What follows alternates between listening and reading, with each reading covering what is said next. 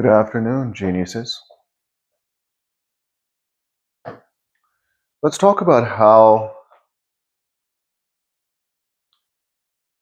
new people that are on this journey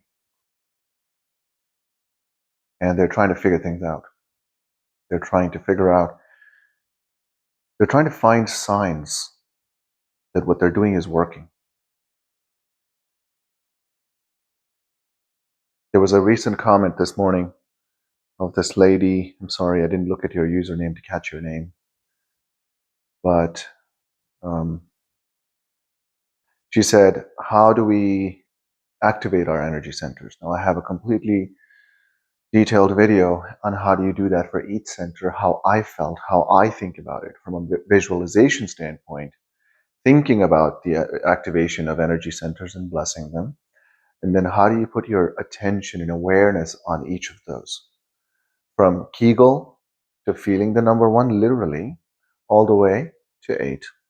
So please go ahead and watch that if you're listening.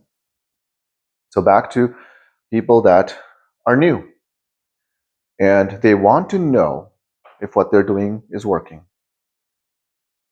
And they start to feel like when you go to gym and you've never been to gym, you go to gym and you don't see growth, you don't see results. Let's assume you don't get sore and you just feel nothing. You just feel like, okay, nothing's happening. When is something going to happen? So I know I should continue, or I know I'm doing something wrong. And I'm here to help, guys, but let's learn how to cope with that. Okay, that's the focus. I had a live meditation, my first live meditation yesterday, and they told me that. They said we should bring that up and talk about it. So the people that are on this journey, when they see other people or see experienced seasoned meditators, right? What happens then is when you see how the meditation benefits them, how much they can surrender, how they shake, how they just become nothing, how their face just starts tearing up.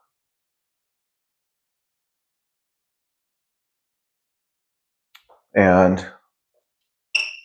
I forgot to turn my lights on, didn't I? Sorry. So when they see them, for example, when you go to an advanced retreat, there's going to be senior meditators, right?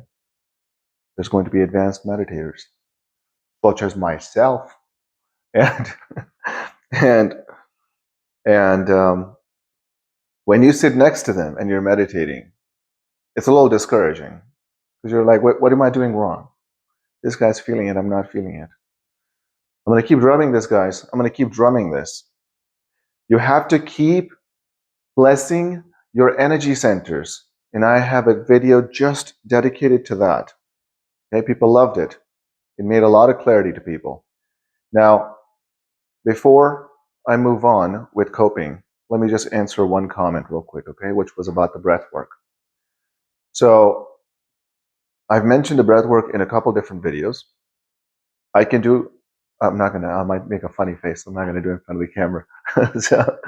But you inhale, you exhale out, and then you pull your stomach in and up, or I guess it goes up if you're really good at sucking your stomach in. So as you stuck your stomach in, and then you do a Kegel. Now, when you breathe, then breathe only from the chest, right? You know how when you can breathe and only your belly comes out, and if you breathe from chest, only your chest will expand. Try to do that only with your chest, so you can still contract and squeeze and pull your stomach in. So you breathe in, and then you hold it, and then you do a Kegel, and you pull your stomach in, and you tighten up your back muscles. And when you do that, your spine on its own will straighten up, and you have to have an intention on the crown chakra, okay? The seventh energy center. So, and when you do that with an intention, with eyes closed, and you squeeze and you pull, and you just imagine that you're just The fluid is going up and up and up. All the stuck energies, all the animalistic stuck energies, when they go up,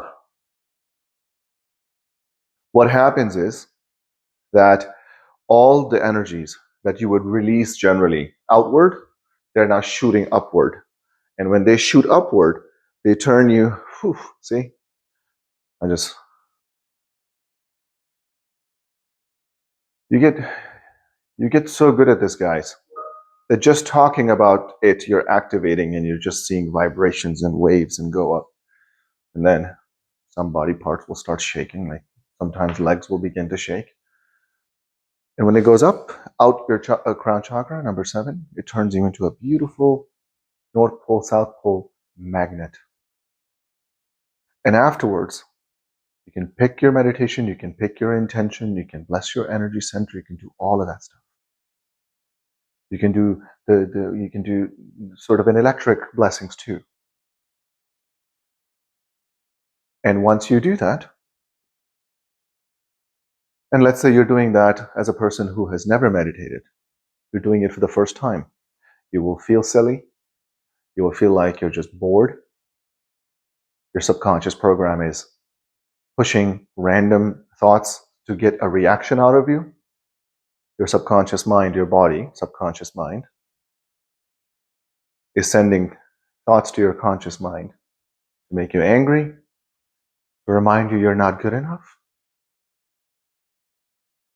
And if it succeeds and you get up and you go back to what you normally do every day, then you just go back to the autopilot, your soul goes to sleep.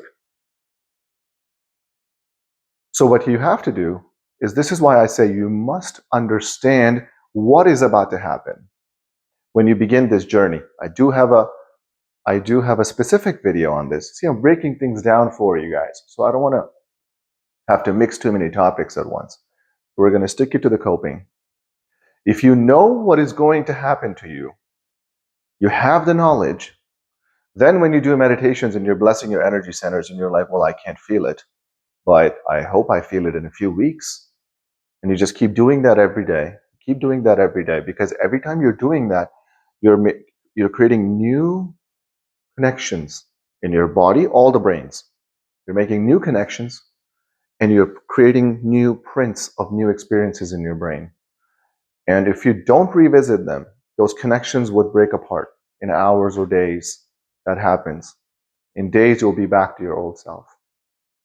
So when you create new connections, every single brain that you have, all of these energy centers have their own brain. They have their own control systems. They have their own chemicals. They have their own hormones. And as you keep blessing them, you can't feel it, but they're changing. They're physically changing with your attention. They're physically changing with your intention, with your thoughts, with your awareness. And as your body, the subconscious distracts you, as your just whatever distracts you, you just bring it back very gently. You just bring it back to the blackness. You bring it back to nothingness that you're trying to pay attention to. Bring it back to a specific energy center if you have to. And however you do that, the more you do that, the more you're firing and wiring and creating connections into neurons, and all these brains are changing. And they're sending new signals to your cells in that region, and those new cells are now upregulating certain genes, new genes, and down-regulating old genes. And this is how the diseases disappear. You will accidentally heal yourself. You will heal yourself without intention if you harmonize your energy centers. Okay, let me make sure it's done. Yes, it is. Okay. What else happens when you cope? Another part of the coping is the fear. You will get scared. Why? Because you're walking into the unknown, baby. That's right. Unknown is where you can create from. Unknown is where you can tune into your potentials, the potentials that already exist in the present moment. You just have to tune into that energy. And when you align yourself with that energy, when you become when you get onto the same frequency as your potential, and you then emotionally train your body what that experience would look like. When that happens, now the body thinks, your subconscious mind thinks that the experience has already occurred. Your brain will actually change so that it looks like the event has already occurred. Like the piano people. That if you see one person playing piano and you see what keys they're pressing, right? And then you close your eyes and then you just pretend that you are in your vision. You're just imagining that you're pressing the same keys over and over and over again. Your body and your mind will change in a way that your body and mind now thinks that you know how to do that and you have done that already. Same thing will happen if you pretend to work out. You will gain muscle and you will gain strength. Not by a lot, obviously. By 13 to 15%, something like that from the study I saw. So when you train your body and your brain changes, and all these brain changes, and the new chemicals have already upregulated and downregulated your genes, you know what's happening is that those thoughts and those intentions, those desires that you want to experience in your perception of reality are now coming to you faster because you physically changed. All those desires became chemicals, became things. It changed your body literally. You became the new you, and it changed the way you think about things. It changed the different decisions now you're making because you're imagining different things. You're imagining your future. And when that happens, your field changes, communication with the quantum changes. Your personality, as a result, changes. And your personality creates your personal reality.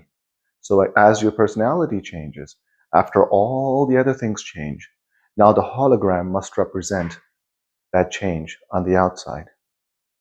That's how it works.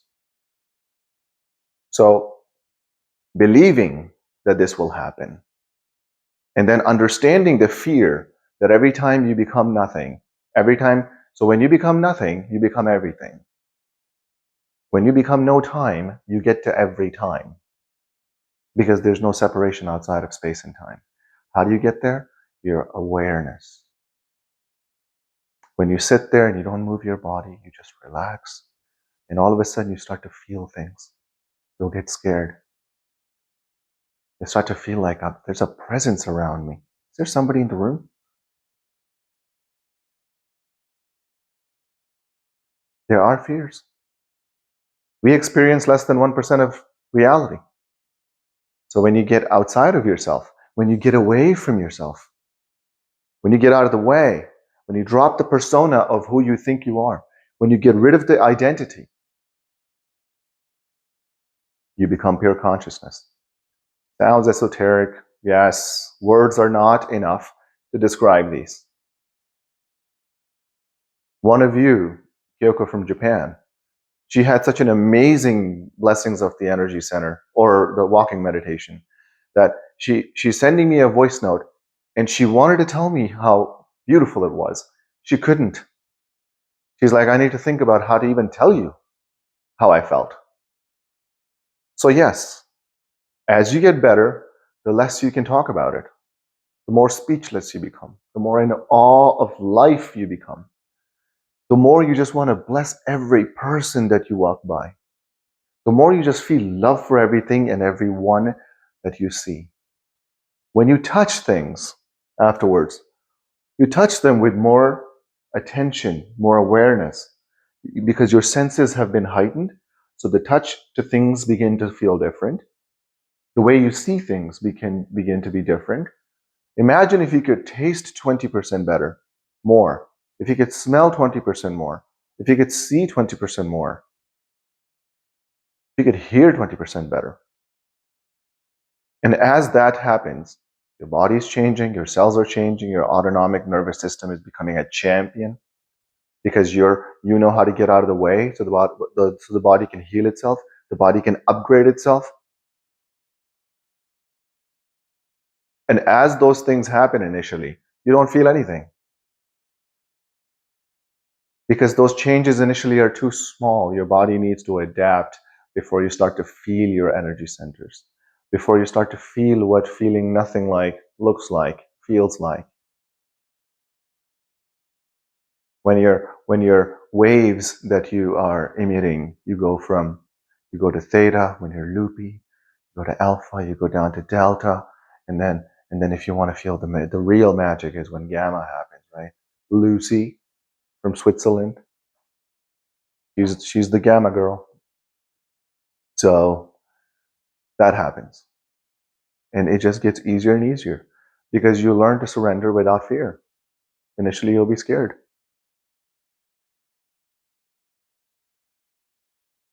Right, Ms. Gupta? Ms. Gupta doesn't like it when she shakes in her meditation. She doesn't like it. She gets too scared.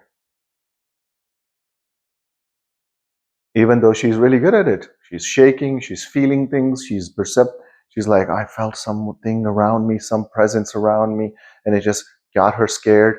She's like, I don't know if I'm ready for this. And she's becoming so good at this in this process. And now I'm working on her to get rid of some limiting beliefs so she can then completely be free and get into the quantum and start creating. She has a lot she wants to accomplish. She's young, she's 24.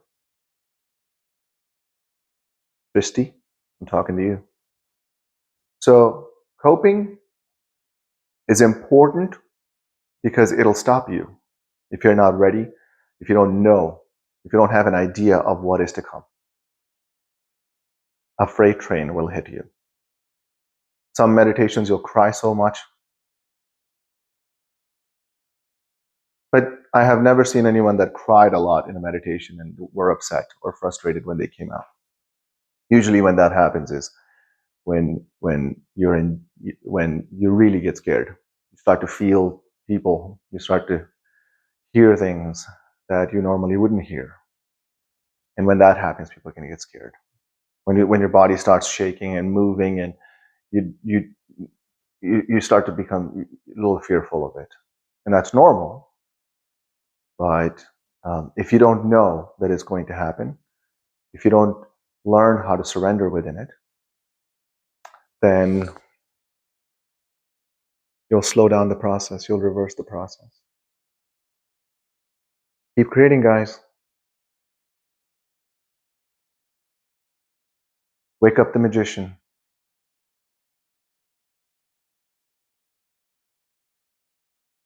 Wake up the divine in you. It's so much fun.